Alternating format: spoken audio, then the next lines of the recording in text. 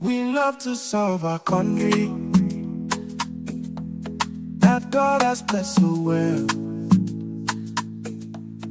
In peace and love and happiness, we will forever dwell. We ask for God's protection and guidance on our way. The People's Action Movement will strive from day to day. The People's Action Movement is here and here to stay.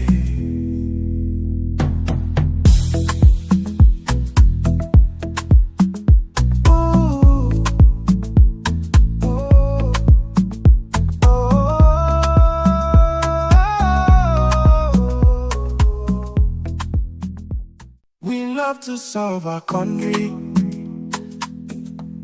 that God has blessed so well. In peace and love and happiness, we will forever dwell. We ask for God's protection and guidance on our way. The People's Action Movement will strive from day to day. The People's Action Movement is here and here to stay.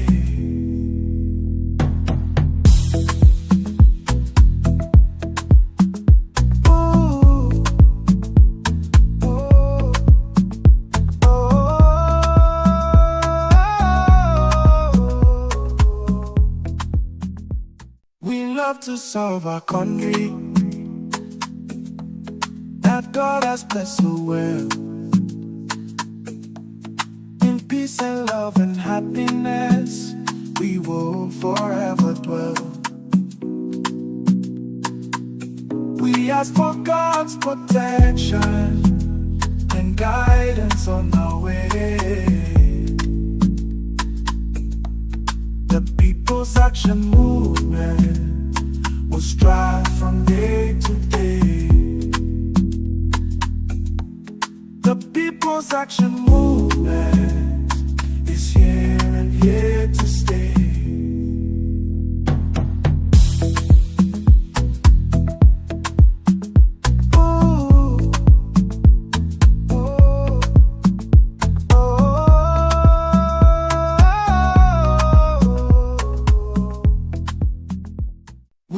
To serve our country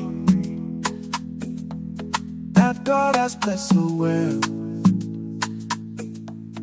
In peace and love and happiness, we will forever dwell.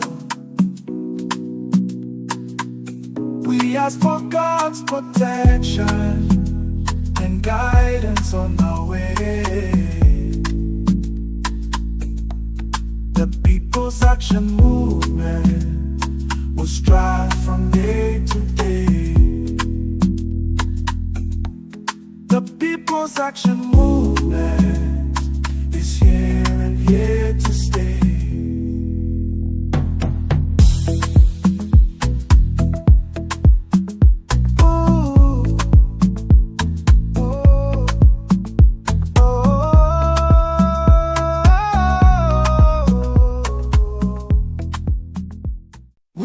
To serve our country that God has blessed so well. In peace and love and happiness, we will forever dwell. We ask for God's protection and guidance on our way. The People's Action Movement will strive from day to day. The People's Action Movement is here and here to stay.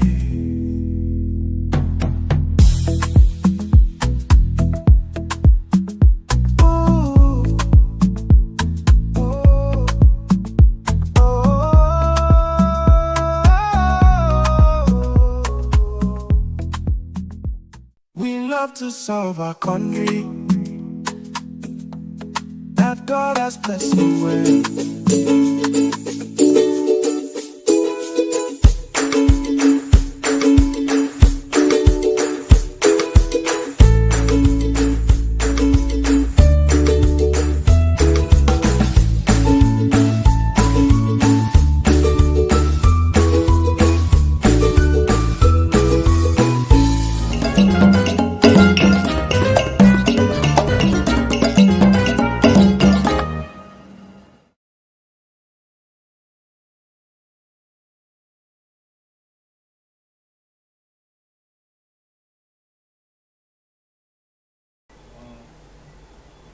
Hello and welcome to episode 14 of Perspectives.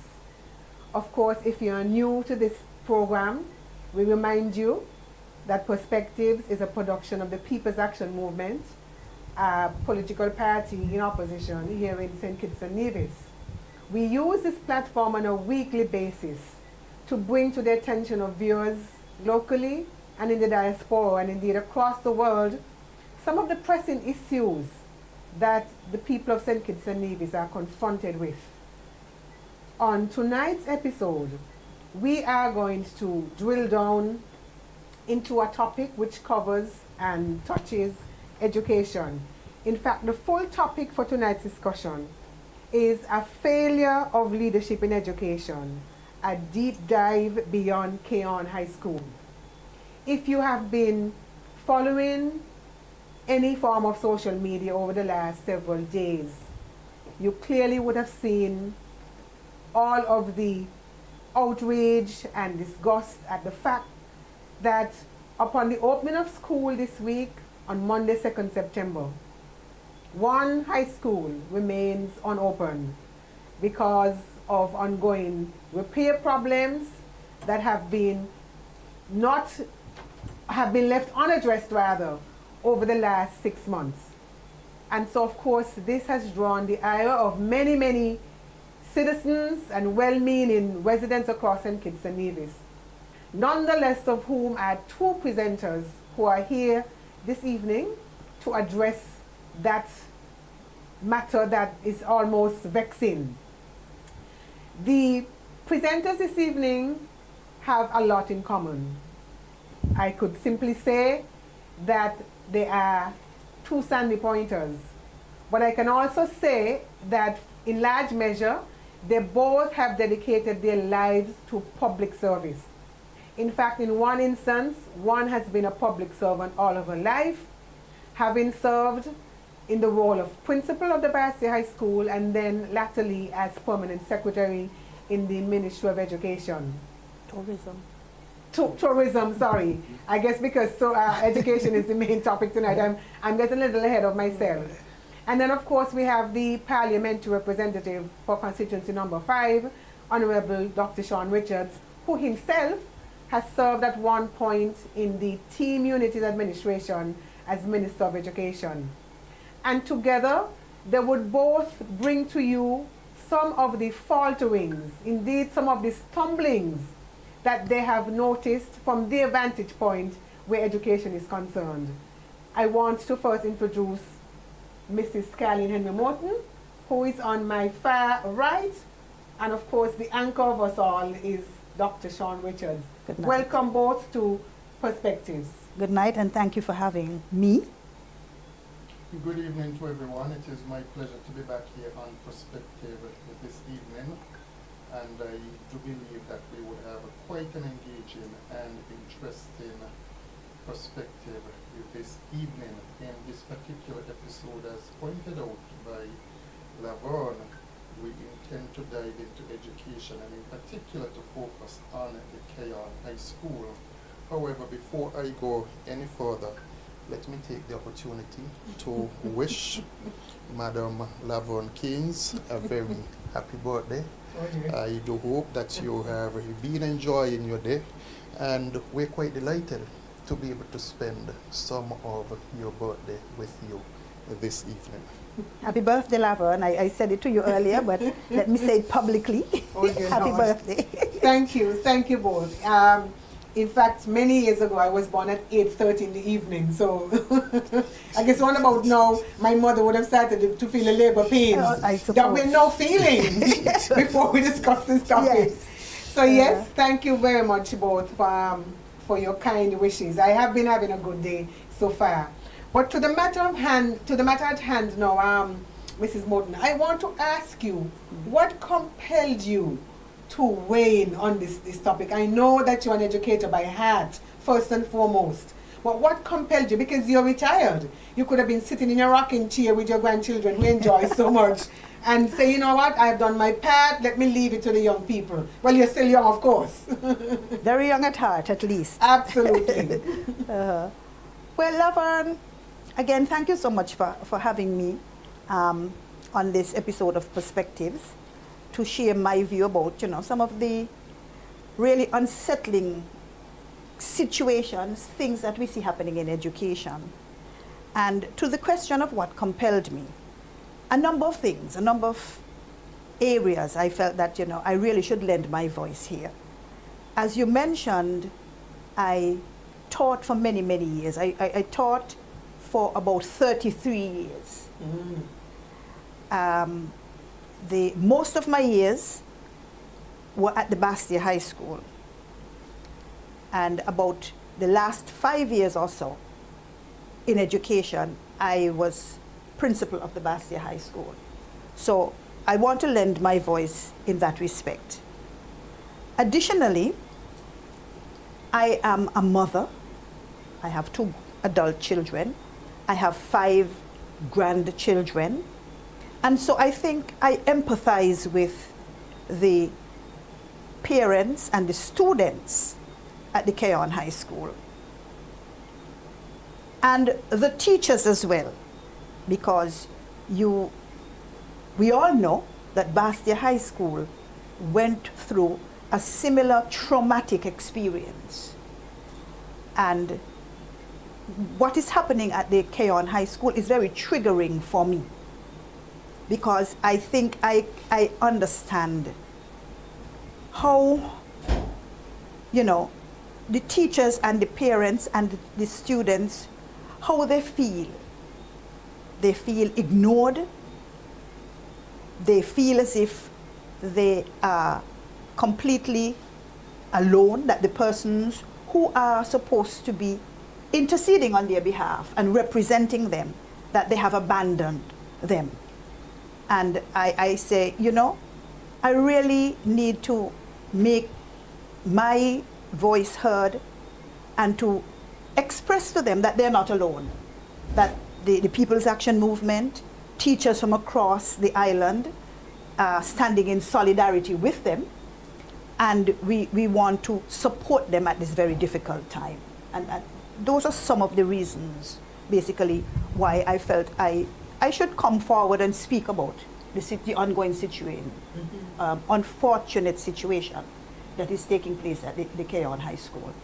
I could understand your reason and your rationale. And as for Dr. Richards, having been a former Minister of Education, I'm sure you are well aware of some of the challenges that school may have been having, even during your tenure. And I know you spoke briefly on another occasion when you were here about some of the things that you had put in place to make sure that some of those problems were rectified. And perhaps in your opening you can speak to some of those infrastructure fixes that were done under your tenure as Minister of Education. Thank you again, Laverne. Really and truly, what has transpired at the Cayon High School is a travesty. It speaks to incompetence. It speaks to a minister who doesn't appear to be in touch with the reality as to what is happening at the educational institutions. I say that because it was only just a few days ago that the minister indicated to the public that Cayon High School will be opened at the start of the new school year. As a matter of fact, I did some research And in the research, I came across an article which was on SKN Vibes very recently. And the minister indeed gave that full assurance to the public that the Cayon High School will be opened on Monday of last week. This week when schools reopened. And the article on SKN Vibes is entitled Cayon High School set for September reopening. And if I could just read part of it, and I think in particular the opening statement says a lot. After months of extensive work to ensure that Cayon High School is in a suitable condition to accommodate students and teachers, the institution is set to reopen for the new academic year. This development comes as the Ministry of Education enters the final phase of upgrading the school's furniture following a shipment from the United States. The updates were prompted by public outcries from teachers and parents regarding the school's condition. Earlier this year, the government was compelled to close the school after teachers protested against the poor conditions, which included mold, exposed electrical infrastructure, dilapidated furniture, and other serious issues. Tests conducted at the school confirmed the presence of mold. Providing an update on the situation, Education Minister Jeffrey Hanley informed SKN Vibes News that based on the meeting that I had with the maintenance unit, we are on target with the work that is planned for the Cayon High School.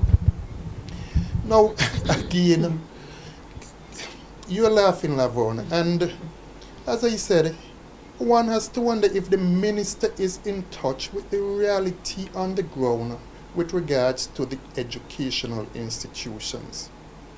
I spoke to persons who visited Cayon High School. These are not persons who are involved in construction, but those persons said to me there is absolutely no way that Cayon High School will be ready to be opened on Monday of this week. And the persons were indeed correct. So how is it that the minister wasn't able to make that assessment? How is it that according to him, if he received the information from the particular unit within education that has the remit for repairs, etc., that they did not have the foresight to recognize that the school was far from being ready for Monday when schools reopened across the Federation. Interestingly, Dr. Joe himself, since October of last year, who happens to be the constituency representative for Cayon, in October of last year stated that extensive work will be undertaken at the Cayon High School. Next month is going to make 1 year since Dr. Joe would have made those particular statements. And yet the school wasn't ready to be opened on Monday. So if it is that he knew since October of last year that the school needed work, why is it that the work hasn't been completed? And you had the break in December for approximately 4 weeks. So you had time to do some work there. The school itself closed actually before the Easter vacation of this year. So that when you look at it, the school has been closed for some 5 to 6 months, during which the ministry, the government had more than enough time to undertake the work. What is even more serious about the situation and more disappointing about it is Dr. Joe is not only the constituency representative for Cayon High School, he's also the Minister of Finance. So in terms of making funds available to have the school ready for the start of the academic year, he was in actually the best position to provide the necessary funding coming from the Ministry of Finance. So between the Minister of Finance and the Minister of Education, they have failed the people of Cayon. Now, you asked about some of the infrastructural development which took place at the Cayon High School during my tenure as Minister of Education. I served as Minister of Education from 2015 to 2020. This government finds an excuse for every single thing that happens. Every time the government fails to deliver, it is the fault of the former administration. And so in respect of Cayon High School, the refrain that we have heard is that the former administration, it did not do any work at all at Cayon High School. Basically, they're saying that in terms of the former administration, we abandoned Cayon High School, we showed no interest in Cayon High School. I can say, without refute, and they have access to the information, so when such statements are being made, it is out of pure lies and an attempt to deceive the public. Because the information is there at the ministry for them to see. As a matter of fact, some of the persons who currently serve within the ministry, they were there during my tenure as minister from 2015 to 2020. When I assumed the role of Minister of Education, I came across a list of a number of issues at a number of schools across the Federation. And this list was done well before 2015. And when I went through the list, I recognized that hardly any of the issues had been addressed, because that was how that particular Labour administration dealt with education. And that is why you had the issue at Bastia High School, because they had no regards for the education and the safety and the health of our children. So I met the list. And amongst the list you had Cayon High School. I recall in particular the industrial side preschool. The list spoke to the roof and that the roof could collapse at any point in time. This is a preschool with babies, with children under the age of 5, and nothing was done to address that particular situation.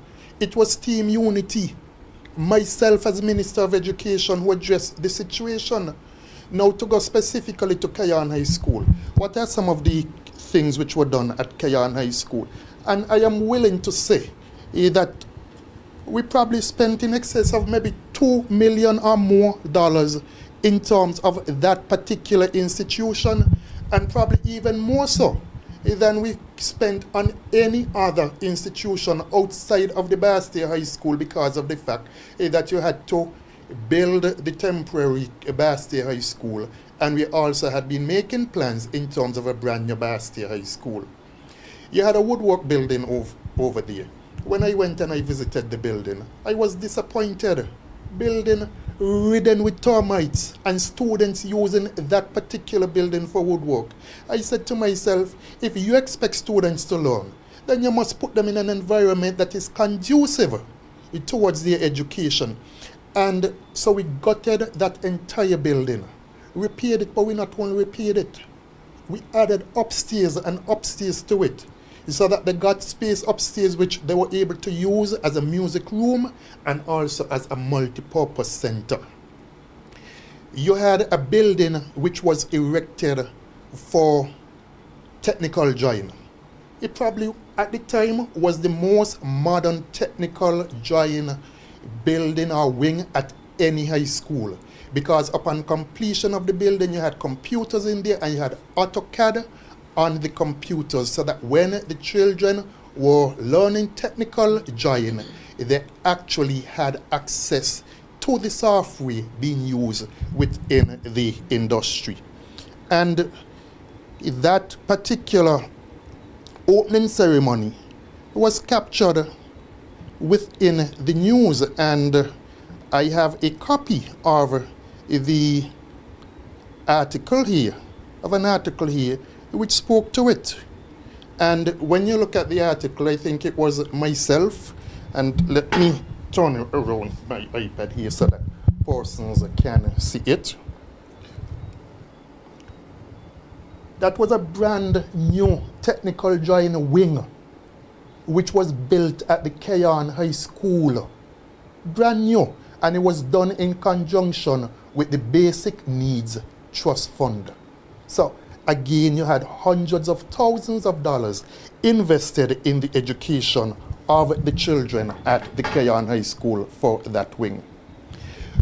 The technical giant previously used to be in a building in a wing which also had home management, home economics. So when the technical giant moved out of there, we also refurbished that particular wing. I can recall going over there, windows were changed, extensive renovations were done to that particular wing. But we also added space to it, so they got additional classroom space within that wing. And upon completion, you had new appliances, new equipment, new furniture being provided, whether it was for home management, home economics, and for the other classes that they utilize that particular wing for. You had an auditorium, a hall over there, that was never being used because of the condition of it. We knocked out the windows, put in new windows, and not only put in new windows, but we put AC in the entire hall.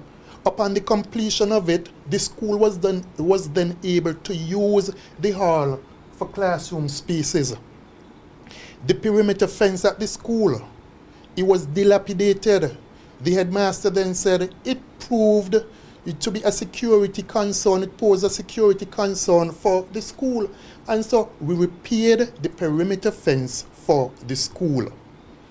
The security hut, we had a program in place where we recognize you have security officers at all of the schools, but when you got to the schools, they have to be sitting down in chairs or sometime in the huts and etc.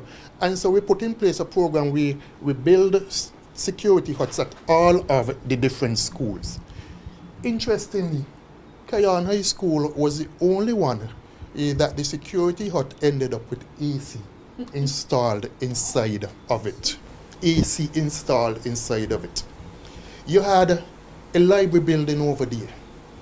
Building leaking. We gave an entire new roof to that particular building. And that also was covered in the news. And so again, if you look here, this is a picture of the new roofing that was provided for the library building over at the Cayon High School. But it doesn't end there, and that is why I said I am willing to say that we spent millions of dollars between 2015 and 2020 at the Cayon High School. The first secondary school that we invested in security cameras was at Cayon High School, because they had various issues there that the headmaster complained about. The space for the secretary to the principal, that entire space was retrofitted during the period 2015 to 2020. We had the TVET enhancement project, and again, as part of the TVET enhancement project, the school received equipment, it received appliances, etc., costing thousands upon thousands of dollars as part of the TVET project. And so those are some of the things which we did under my tenure as Minister of Education over at the Cayon High School. So one has to ask the question, what has happened since then? Now in 2020, of course, we had a new Minister of Education in the Honorable John L. Powell. But for the most of 2020, we also had COVID. So you really couldn't do anything at any of the schools. And then we had an early election in 2022.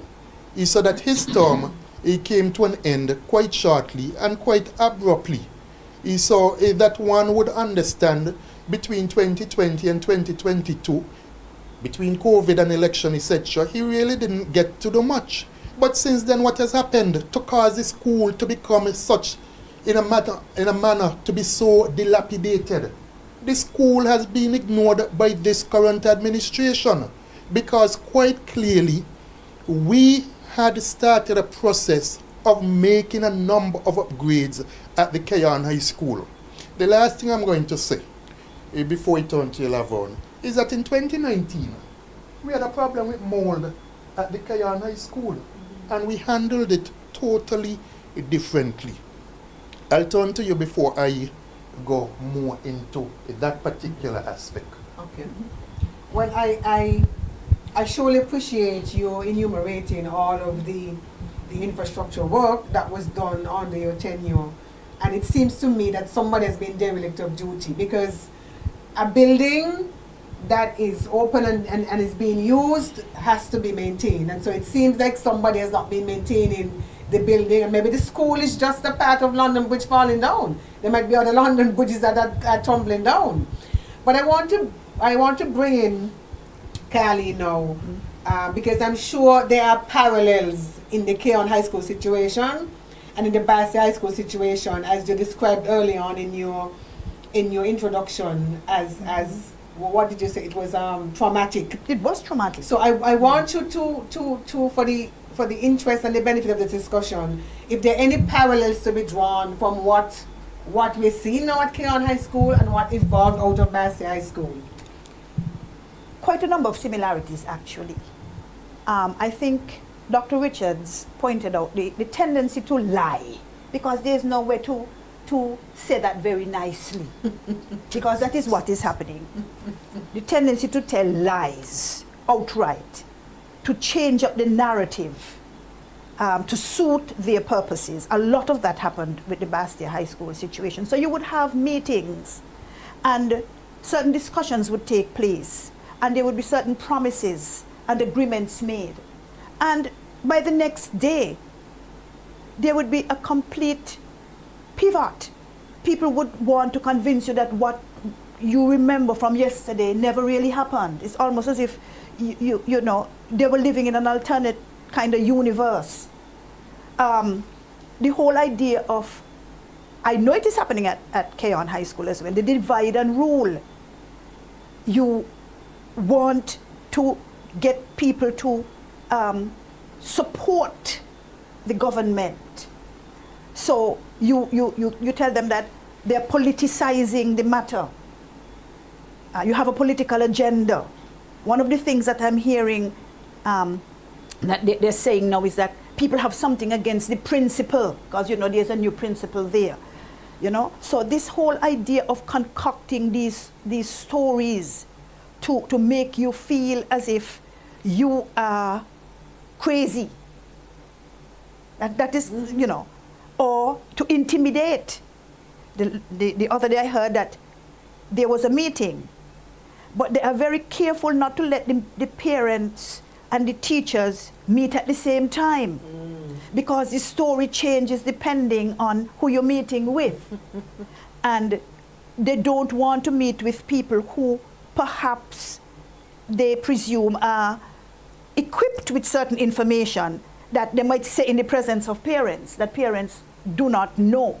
So they want to make sure they keep these two sets of people very separate, right?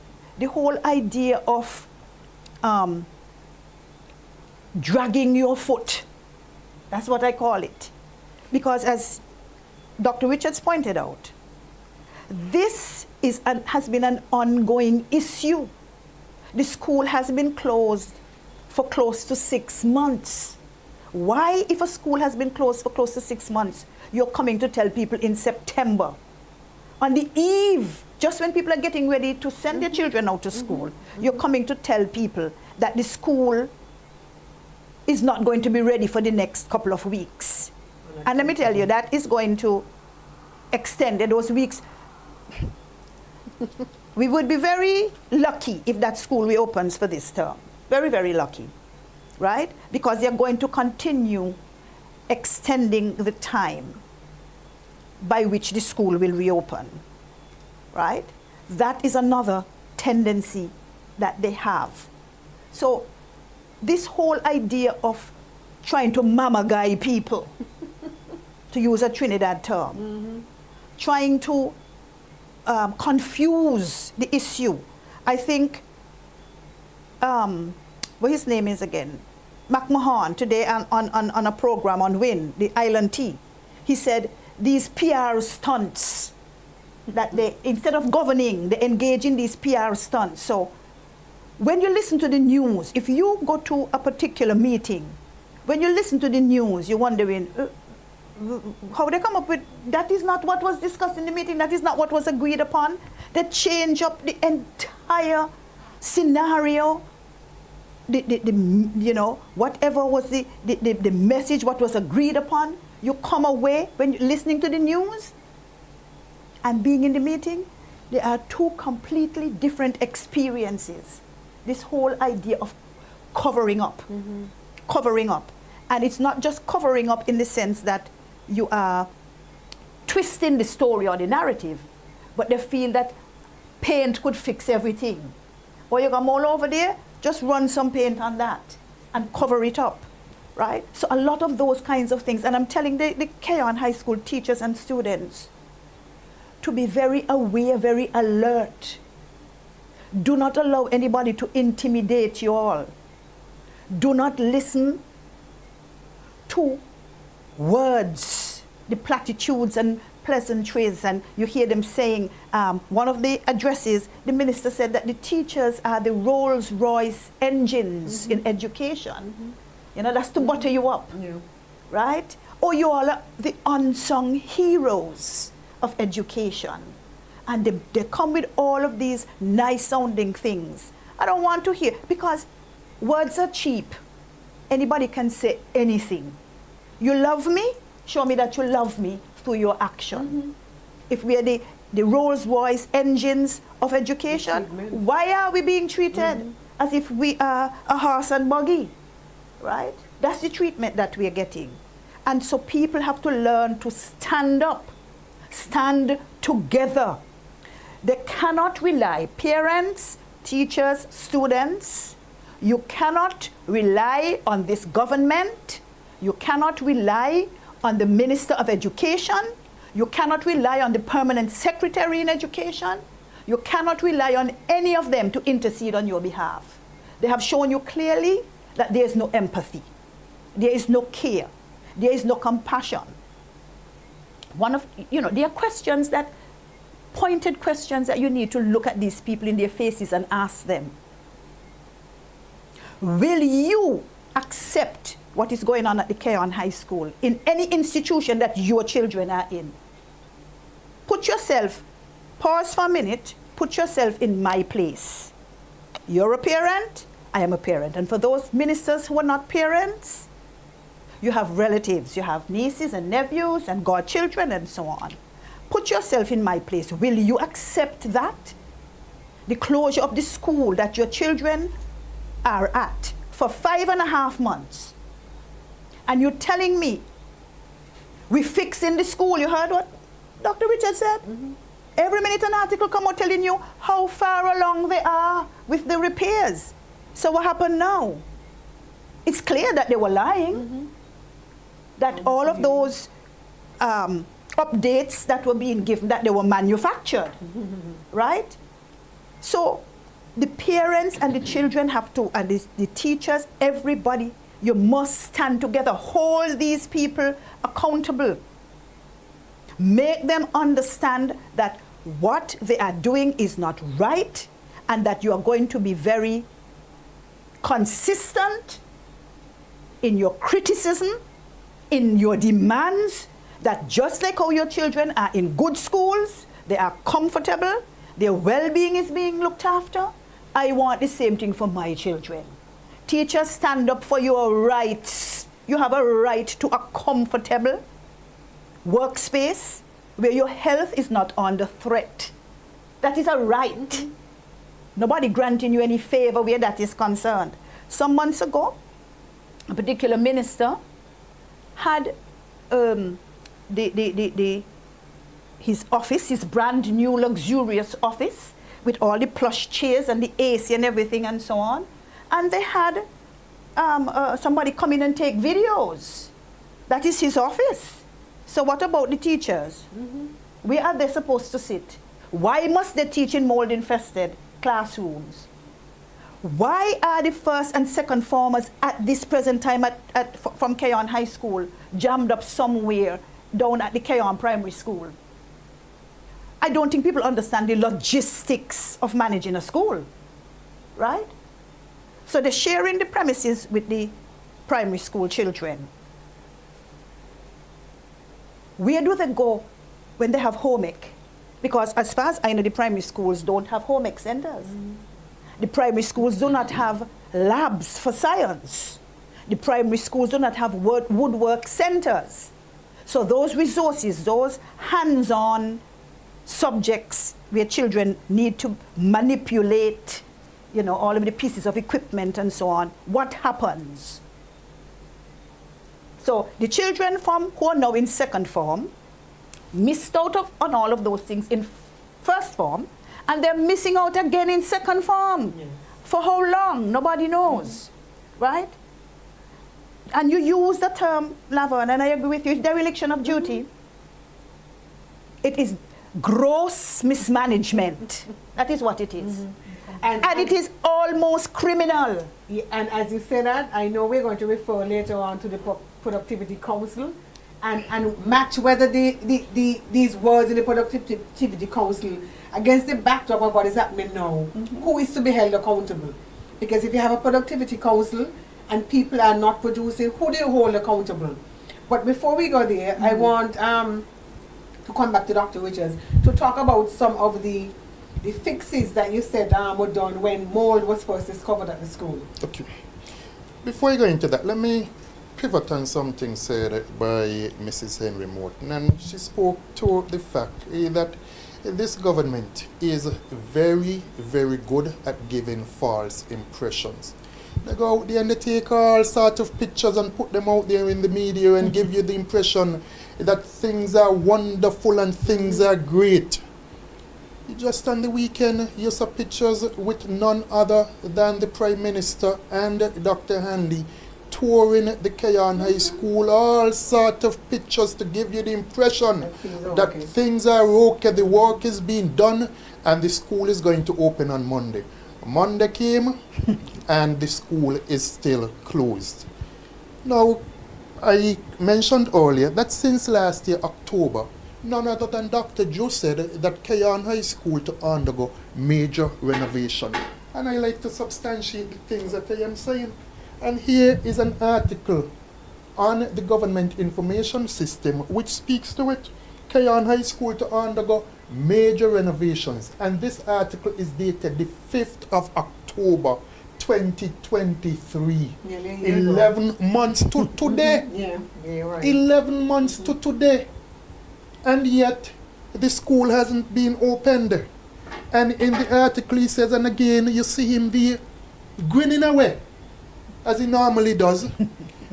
Nice photo up, very nice photo up, that he is so concerned about the school. And the article says the Cayon High School is set to undergo major renovation as the government of St. Kitts and Nevis continues working to transform the education landscape. Prime Minister and Minister of Finance, the Honorable Dr. Terence Joe, visited the school on Thursday, October 5th, Thursday too, which is World Teachers Day, World Teachers Day, to dialogue with the school's management, officials of the Public Works Department and others to get a sense of the scope of work needed to enhance the learning environment. And later in it, he speaks to cabinet submission to get the necessary money to do the work at the school. And 11 months later, the school cannot open. And as I said, even the Lemon recognized that the school wasn't going to be opened today. Let me show you something here. This is a recent video at Cayon High School. Now, look at this.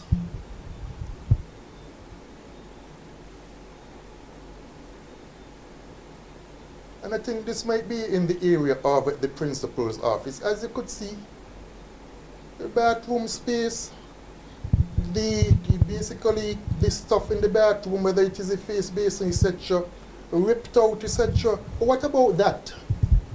Looks as if, this particular school, Cayon High School, was ready to be opened on a Monday. No, we knew it. Look at it. And that is what you have, fooling people, giving persons the wrong impression. Now, as I said, in 2019, we had an issue with mold at the Cayon High School. This transpired in May of 2019, so shortly before the school term was set to finish.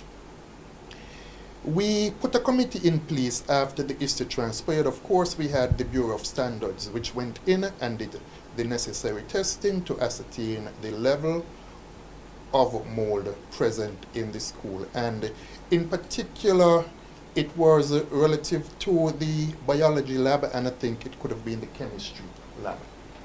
So the Bureau of Standards went in, the testing was done, we got back the results. The ministry put in place a committee comprising of personnel from within the Ministry of Education, but we also included personnel from the Cayon High School on the committee. And I think a parent might have been on it too, because we wanted to ensure that in terms of dialogue, in terms of communication, that all stakeholders were kept abreast as to what was happening with the school. So we did not have the benefit of 6 months to do the work at the school. If you go on SKNIS, you can actually find an interview which was done with the then PS, Mr. William Vincent Austin Hodge, in which he indicated that he personally went over there one Saturday, put on a hazmat suit, and went into the labs and assisted with clearing stuff from the labs in preparation for work that had to be done at the school. Now, the school did reopen late that year, but we did not have the benefit of 5 months. Yeah. As a matter of fact, we spent close to, I think it was $300,000 in cleaning the school. We went further than treating the mold situation. We hired 2 companies to deal with it. You had Clean Right, and you had a company owned by Curtis James, which we utilized. But we also called in Glenbarrow and fumigated the entire school.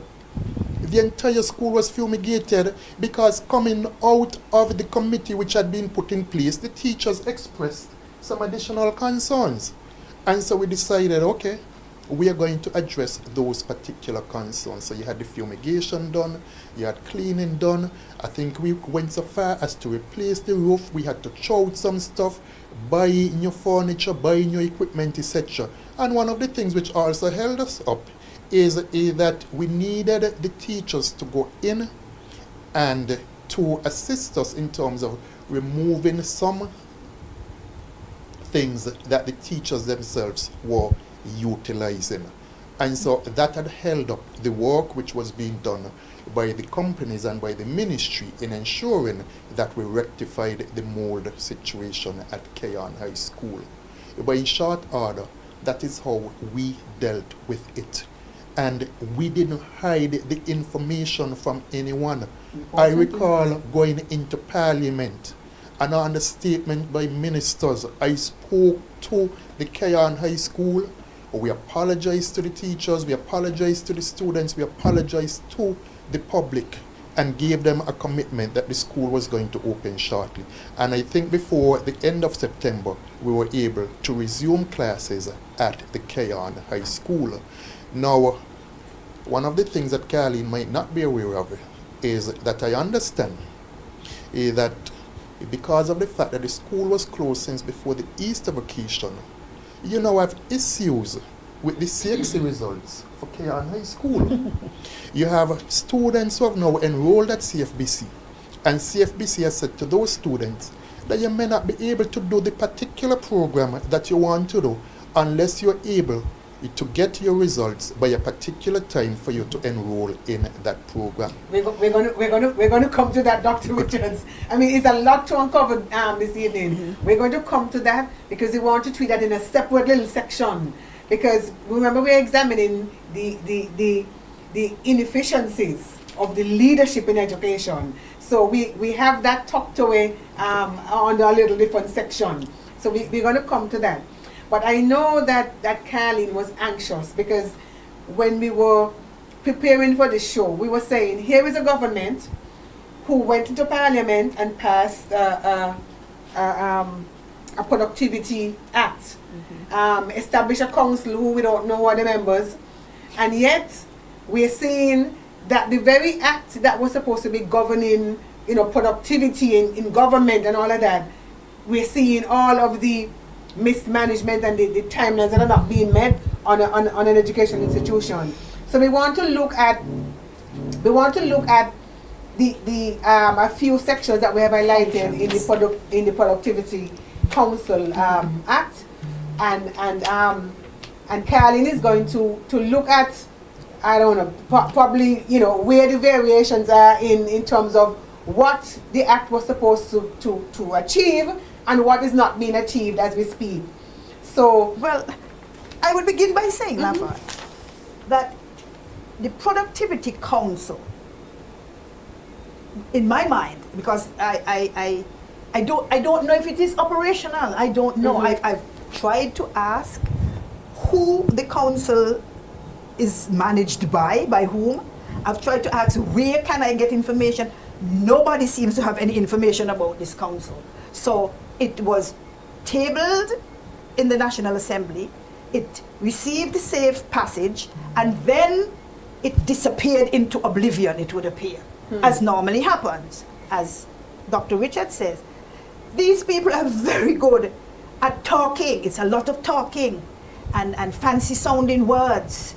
And, you know, every minute is a stakeholder this and a council that and a committee thing and so on and so forth.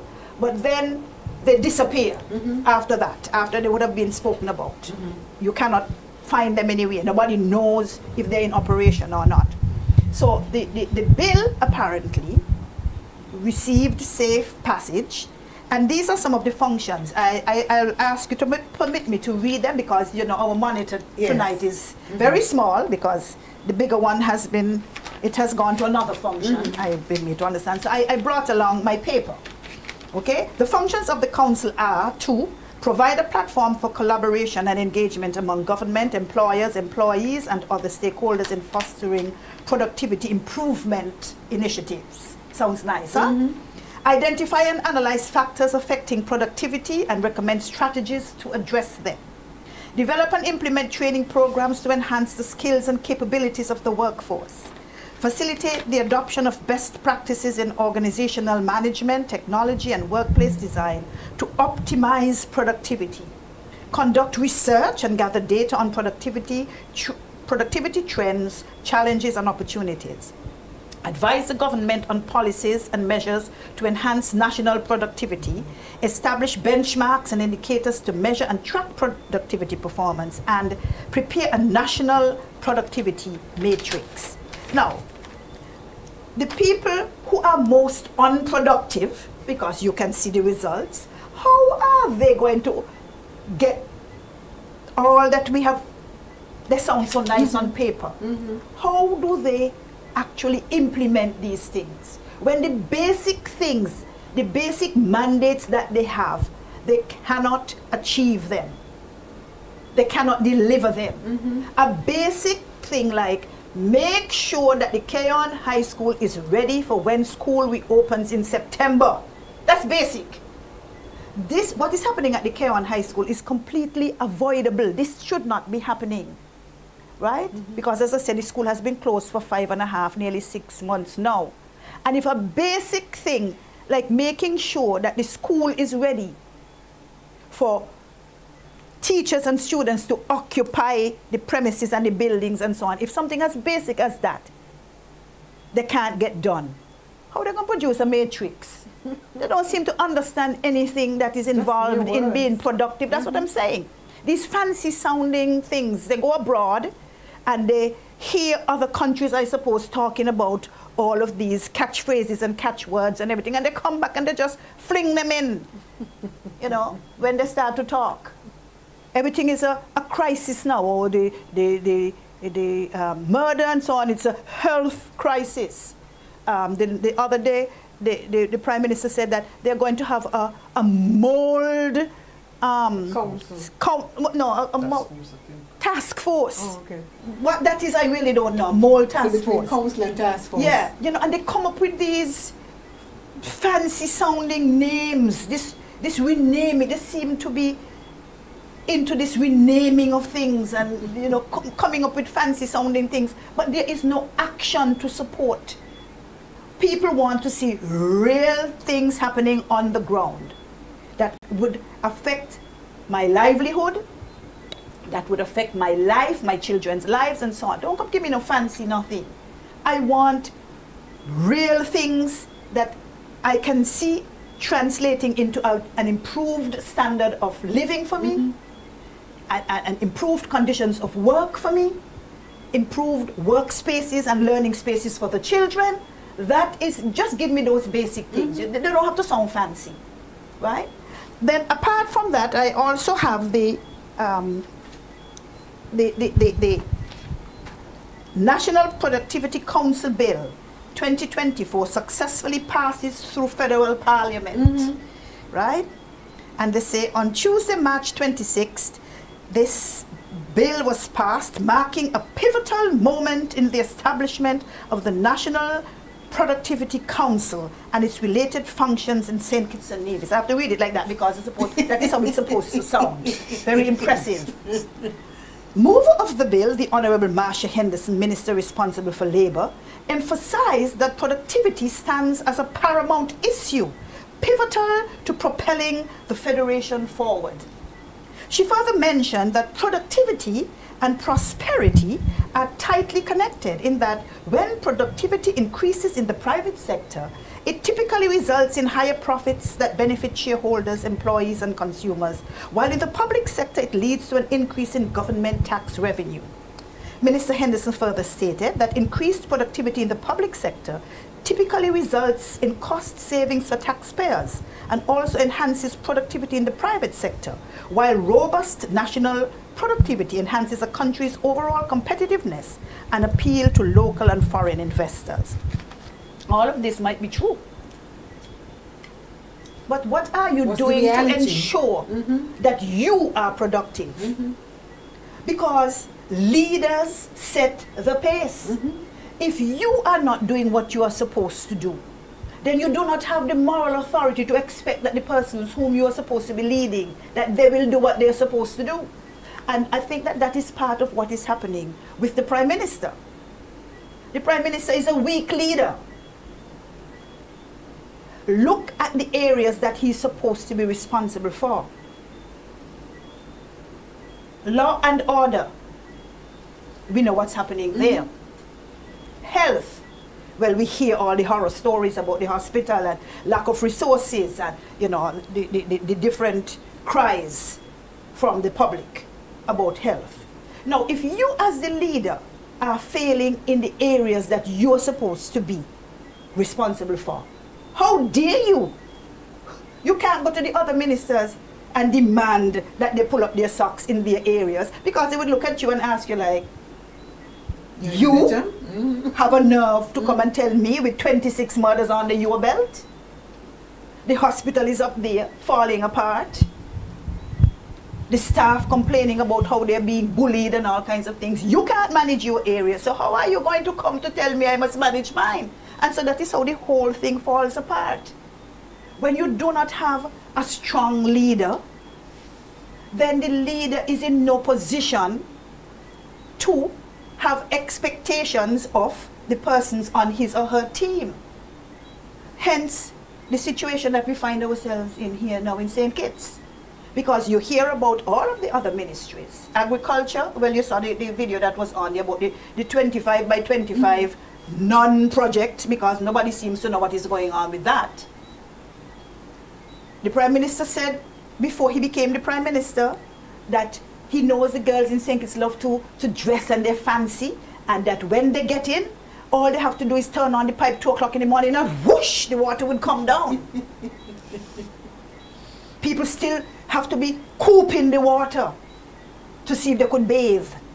A basic thing like water, essential thing like water, to wash your dishes, wash your clothes, cook, and so on. People still chasing this water situation that the government promised that they will be. You just put your hand on the pipe and it would come down like manna from heaven, right? That was the impression that was given.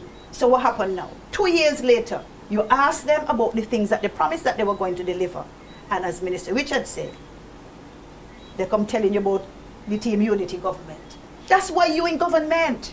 You said, And bring Coney Island to make you forget all your problems. you said that all of those challenges that people were having under the former administration, they would disappear when you got into government. That's what you said. And people are holding you responsible and accountable for those promises. You are supposed to deliver them. Don't come tell me anything about any former administration. That's why they are out and you are in. Tag, you're it. Right? Be very careful what you wish for, because you might get it. That is what is happening now. And I want to add that I think a lot of what is happening, it is because of ignorance and arrogance. That is a very potent and worrisome and deadly combination. Because a lot of persons will tell you that a lot of these ministers, they are novices. I don't care how many degrees you have. If you are new to something, you are a novice. And the persons who are experienced, the persons who have the expertise, very often they do not listen. Look at what happened with the peace program. You had Mr. Nubian on there last week talking about all of the benefits. They came and they threw out the baby with the bathwater. Look at where we are now. You're hearing all of the complaints about those safety net programs that they just threw out the window. Look at what is happening now. A number of persons in vulnerable situations who were getting the help from government and so on, they're no longer on the list. A fresh set of people have been put onto the list. Look at how cost of living is just choking everybody. And listen, if you begin to list how far we have fallen from where we were, you would cry. I think people are crying. I think that is one of the major, that is why we're saying it's a failure of leadership. When you have strong leaders, you're able to take control of some of these situations that apparently have taken over the entire country. And there is no answer. Well, for them the answer is team unity. The former administration. That is their answer. But we all know that that can't be the answer, because you're in position now. So you have to deliver. So, Dr. Sean, as if that is the only vexing thing in education, you started to introduce another problem. Another problem where the people, the young people who are going to CFBC now find themselves with another problem. So share that problem now. It's really a travesty, and it is a government of failure after failure after failure. Each and every time we have an issue, the answer seems to be give them money, give them music, give them something to forget what is happening. And so the latest response is to bring Coney Island. I honestly hope that they told Coney Island you don't need to bring any clowns with you, because we have right here in St. Kitts, in government, all of the clowns that Coney Island can possibly need. So if you go to Coney Island and you see clowns there, check to see who is really under the suit.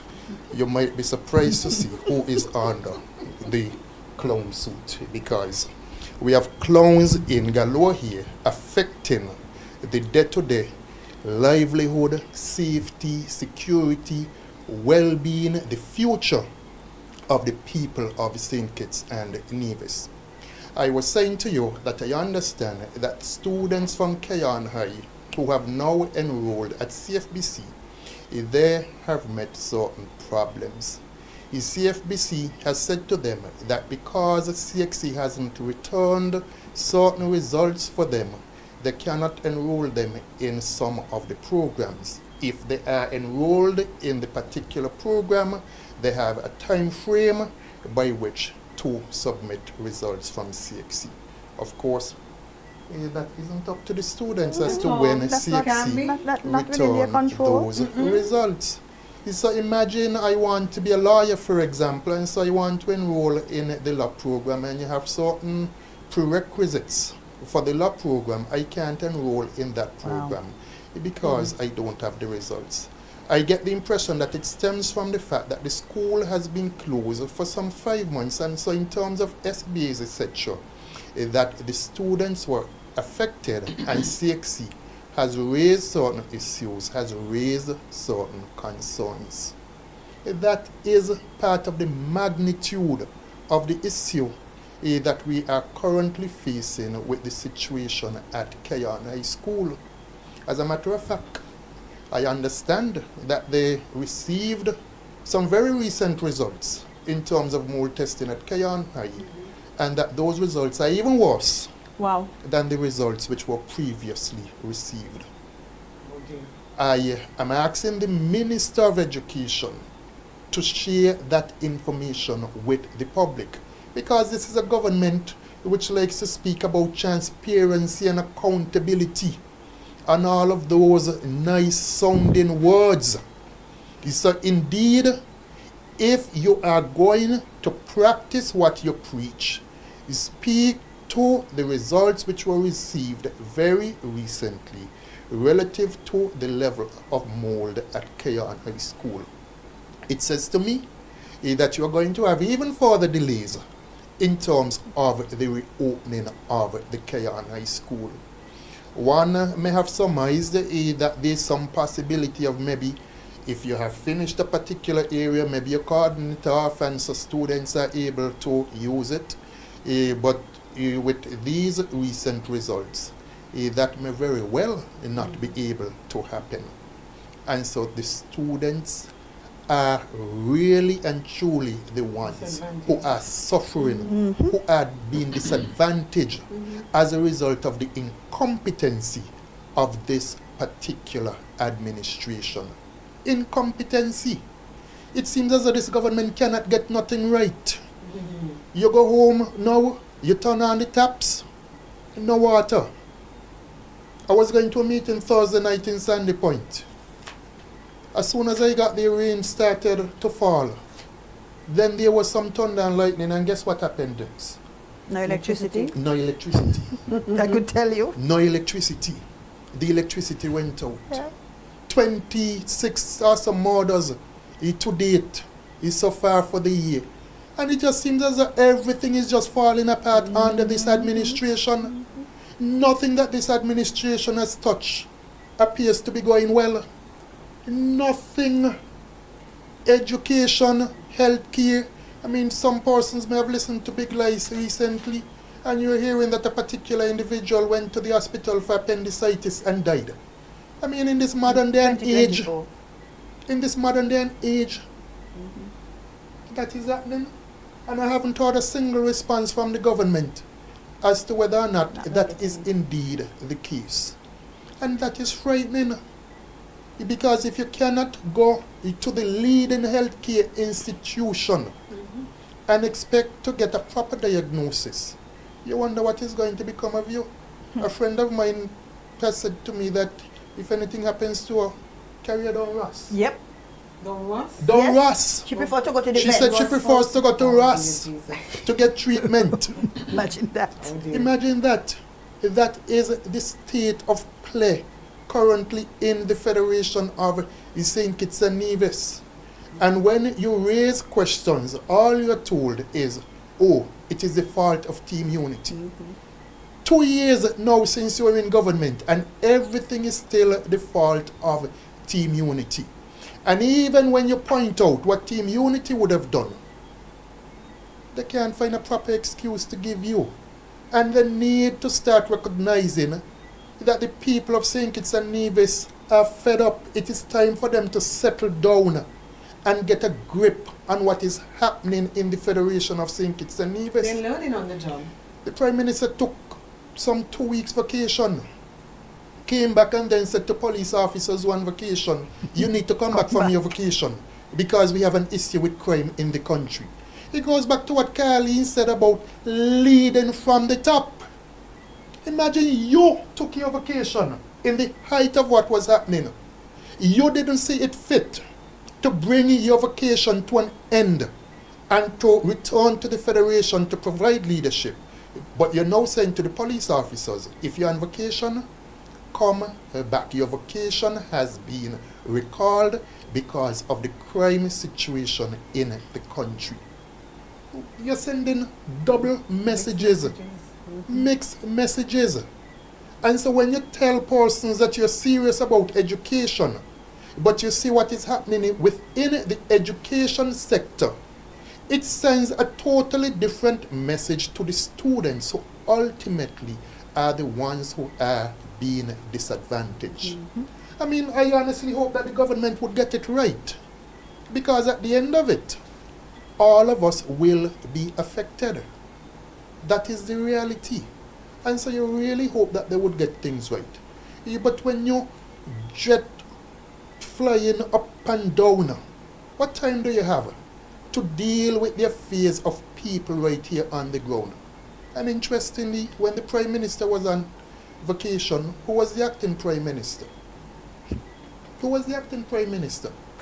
The very same Minister of Education who cannot open the school in Cayon in his constituency, and maybe he needs to ask himself if this isn't an attempt to embarrass him Exactly. within his own constituency. Exactly. That thought has been thrown around. Right. He needs to ask himself if Exactly. this isn't being deliberately done to embarrass him And humiliate him. and humiliate him. Right? Because you know what I found strange? That on one of the tours, the visits that the Prime Minister did the other day, of course, the Minister of Education was with him. And I said, I wonder if that is with him to show solidarity, or if you are there to witness the humiliation for yourself. Wow. You understand what I mean? Because, like Minister Dr. Richards is saying, when the second in command, the person who is the second in command, who is acting when you are not here, fails to perform his job in the constituency of the person who is the leader, you begin to wonder what's going on here. Well, I would be very suspicious of motives and agendas if I were the Prime Minister. I would begin to question what's going on here, especially when you consider that the Cayon High School that is in the Deputy Prime Minister's constituency can't get off the ground. Right? You have to throw certain things in the mix, you know. True. Right? And on that thing, let me backtrack a bit. Dr. Richards, you spoke about the fact that you want to hear from them. Well, if I were you, I wouldn't hold my breath. I'm not holding it. You will go navy blue. Trust me. They will have to call the ambulance for you. Because I don't know if you were listening to Island Tea today, but there is an article out in which, you know, apparently Mr. McMahon, Ira McMahon, who, for all intents and purposes, as far as I know, he's supposed to be a supporter. I've heard him call in and defend certain things, which I found were quite indefensible, but I suppose the gentleman is being made to look very small now. And so, he referred to this government, Dr. Drew's administration. He said that they are liars, they are ineffective, unproductive, Oh dear. and failing. Oh wow. He went for the jugular. I'm telling you, he didn't, That's a lot. didn't quite a mouthful, right? He spoke about the fact that they're pulling all this, I said, these PR stunts. And to answer your question, he said, they are now in a self-imposed information blackout. Oh dear. No wonder we can't hear from them. That they don't share information with anybody. They're not coming to you to tell you anything, right? You must go and do the digging for yourself. And if they do come to tell you anything, you better take it with 10 buckets of salt, because as we said earlier, they skew everything. The narrative is completely changed up. You can't believe that what they're reporting and what you experienced when you went to the meeting, that they're one and the same, and so on. And the gentleman took a turn in them.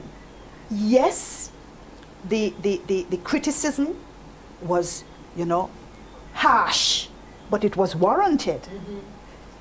At least he was objective enough to point out, support or not, that listen, y'all ain't going good. People fed up.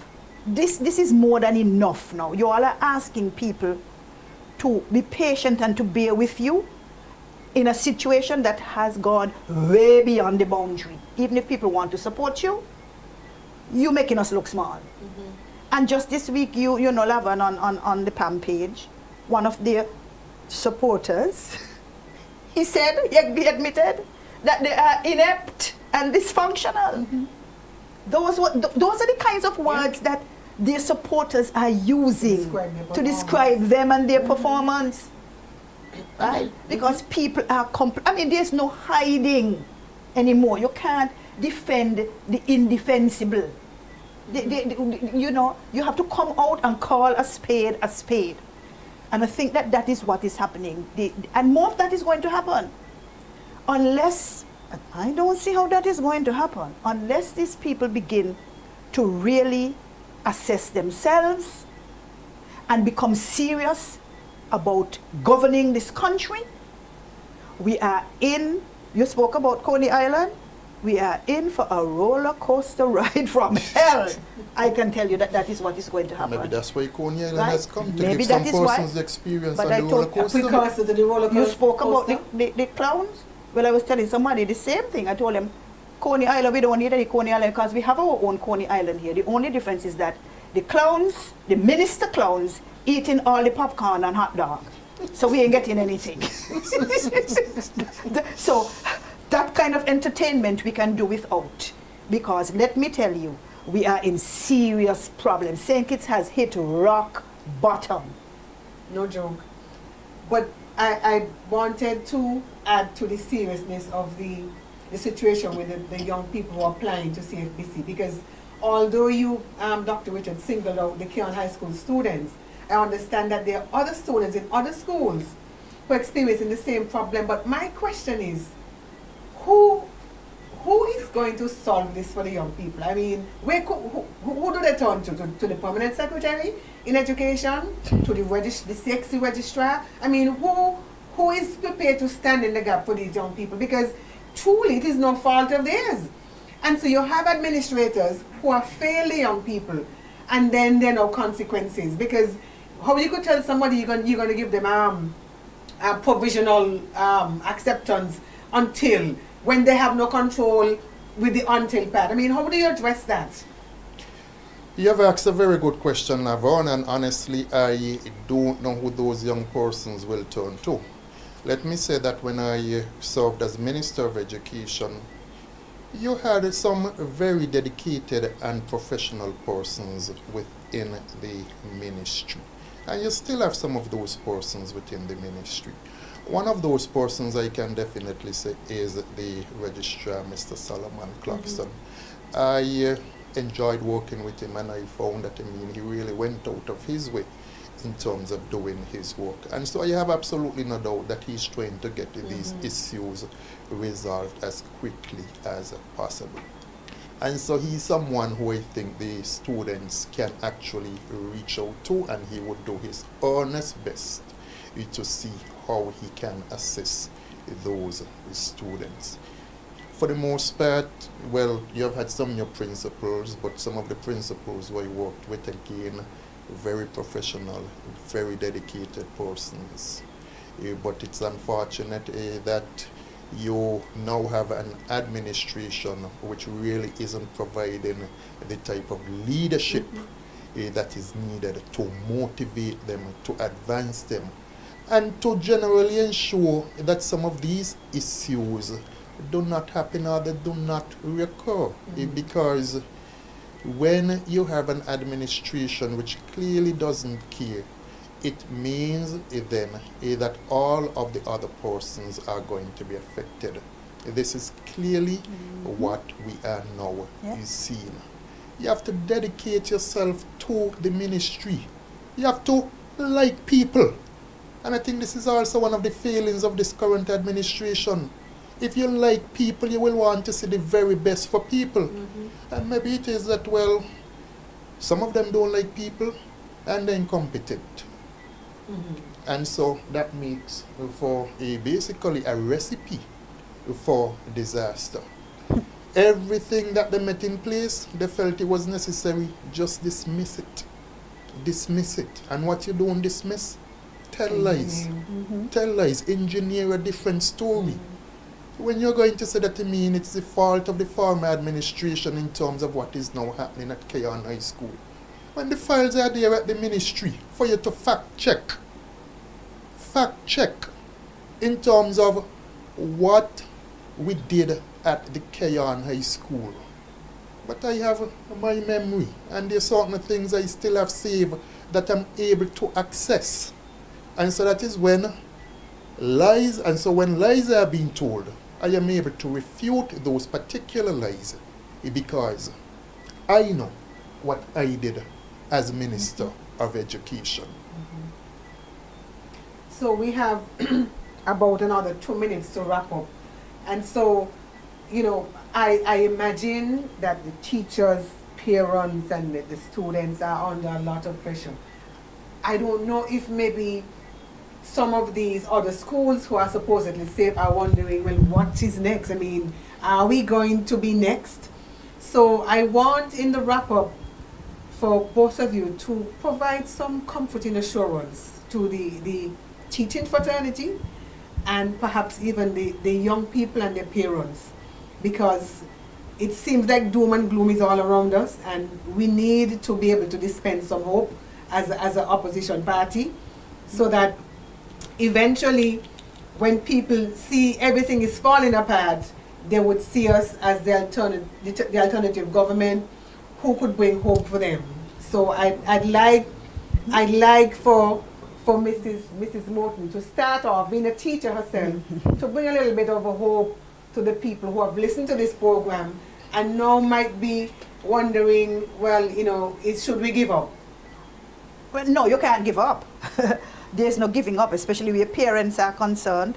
You have to stand in the gap for your children. You have to advocate on behalf of your children. You have to make sure that even when things look as if, you know, they are really challenging, you have to reassure your child that I am here and I'm going to champion your cause.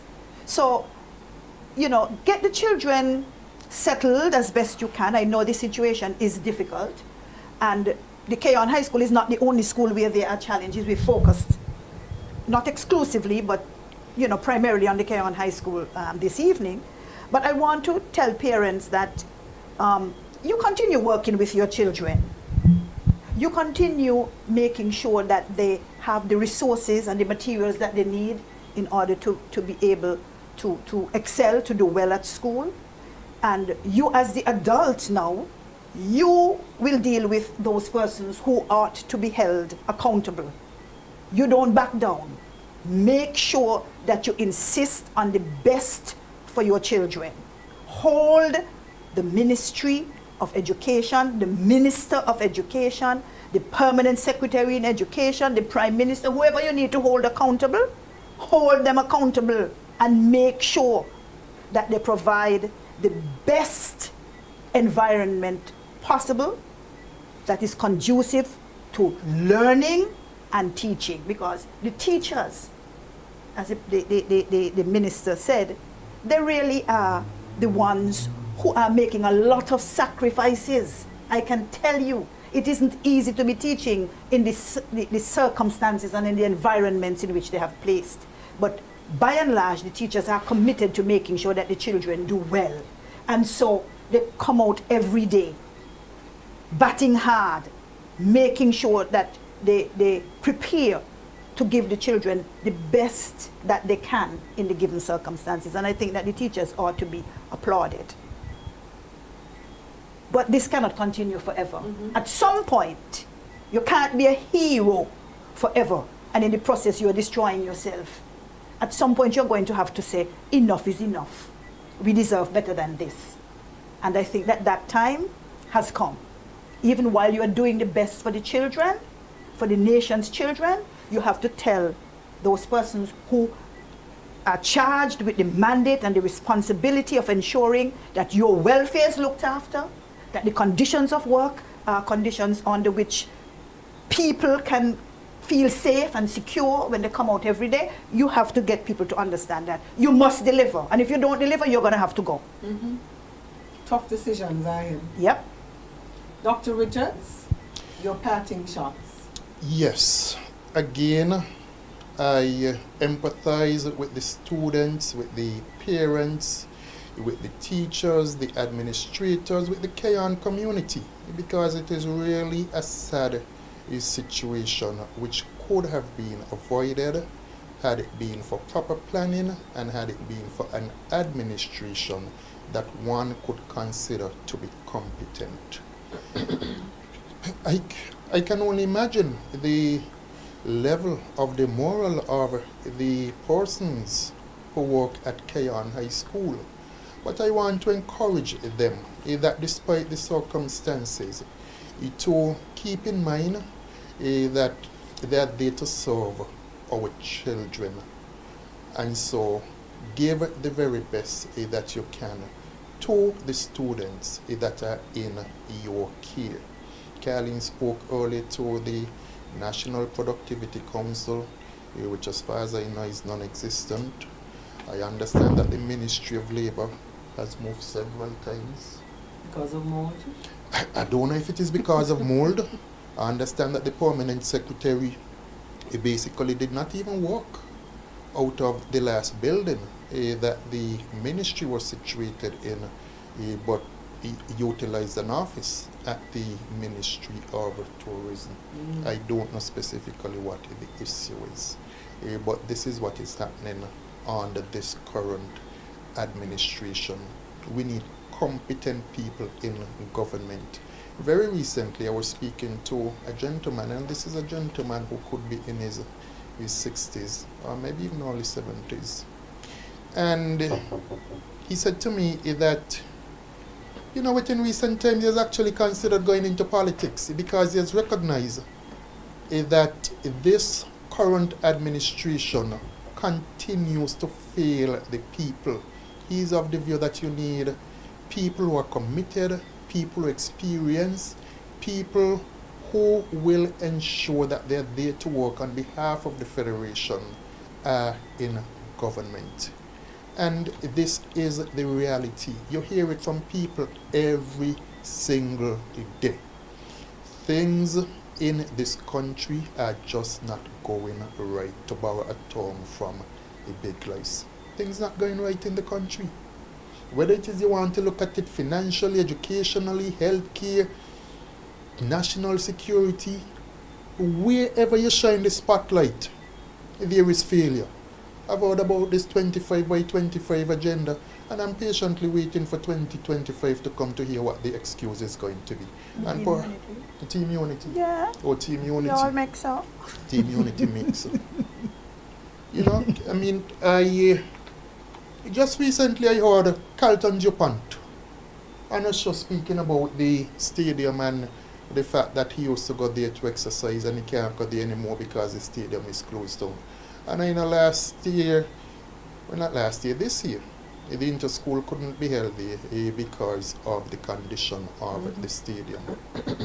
And so when I listened to him and he said no work is being done there, Okay. I wondered, well, this is next Cayon High School. It's closed, no work is being done there, so what are we going to do? Wait until the last minute to rush the work at the stadium? I honestly don't understand what is happening with this administration. They speak about the Cannery Pavilion that was started, that project was started since under my tenure as Minister of Education. St. Peter's Main Road, that project again started under my tenure as a Minister of Public Infrastructure. The desalination plant over at Keys, sponsored by the UAE, that one was started even before I became the Minister of Public Infrastructure. And so when you look at most of what they now claim to be doing, these are not even projects that they initiated. We have heard of 2,400 homes, and to date, we're still waiting for the delivery of more than 2 of these homes. Because to date, you have had the 2 model homes, and I understand that you have significant leaks at the model home. Honestly, I understand you have significant leaks at the model home. In particular, I was told about the one in Connery. And that is what is happening in this country. Failure after failure after failure after failure. And the people are fed up. But the people deserve better. The people were told that they this Labour administration is going to do better, that this Labour administration is going to deliver. And the people are still waiting for this Labour administration to deliver on the promises that they made to the people. I close by saying that two of the most vulnerable sectors within any country are your elderly and your children. The elderly affected, whether it is by health care, is some of them used to receive the $500 monthly PAP. I understand it has been reduced to $250. Is some persons totally taken off of it. So in terms of buying medication and other basic necessities that they depended upon the money to be able to do, they now don't have the benefit of that money to be able to see a better standard of living. Now you have our students and next vulnerable sector also being affected. As I said, I honestly would want to see better, because at the end of it, we all have to live in the Federation of St. Kitts and Nevis. I have said before that I have some expertise from being in government. And so if they call me for assistance, I would assist in whatever way I can. Because at the end of the day, it is the people who ultimately will benefit. This government needs to settle down and to take the work of running a country seriously. Unfortunately, most persons believe that they just don't have the capacity to do so, and they really don't care. They don't care about the people of this country. They don't care about themselves, and that was manifested in the increase that they accorded themselves in January of this year. All for me and none for you. Thank you, Dr. Richards, and thank you so much, Carleen, for your erudite presentation this evening. And as the topic focused on education, the People's Action Movement wishes to offer its condolences to a past principal of the Basté High School, Mr. Wayland Vaughan. We offer our condolences to his family, his friends, the teaching fraternity, and all who are touched by his passing. May they find comfort in the legacy that he has left in teaching and in other areas that he has contributed to national development in St. Kitts and Nevis. And may his soul rest in peace. As we wrap up this evening, I also want to thank our very first sponsor of Perspectives, St. Kitts Luxury Tours and Services. I want to thank you so much for seeing the importance of associating with this platform. I can tell you that you would get value for money, because there are thousands of people who look at this live. If not when it is live, when it is after the recording has been done, people go back and look at it from time to time. So I am sure it is money well spent. So thank you for believing in this product, and we want to throw it open for anybody who wants to associate their product and or their services with this program to come on board and do so. It costs US $260 or Canadian $349, I think. And so we want to thank you in advance for investing in this program, which really is an investment in democracy, because we are ensuring that the government's feet are held to the fire and that they deliver what they promise that they should. So on that note, we want to remind you that our National Women's Group Independence Ball is happening on the 18th of September, in 13 days, less than 2 weeks. So get your dresses, women, and get your tuxedos, men, because it's a fancy affair. The tickets are available from our secretariat on Saturday. We open from around 10 until 2. So we want to remind you to come by and collect your tickets in advance. It is normally a sold out event, so we don't want anybody who was planning to miss it. We also have our Heroes Day breakfast with our only living national hero, the Right Honorable and Right Excellent Sir Kennedy Simmons. So we want to ask you, if you can't join us on the ball, to come and have breakfast with us on the National Heroes Day on the 16th. But either way, we want to ask you to join in the celebration of independence with PAM. Thank you very much for viewing this evening, and we'll see you again on the next episode of Perspectives. Until then, have a lovely evening and good night. Good night.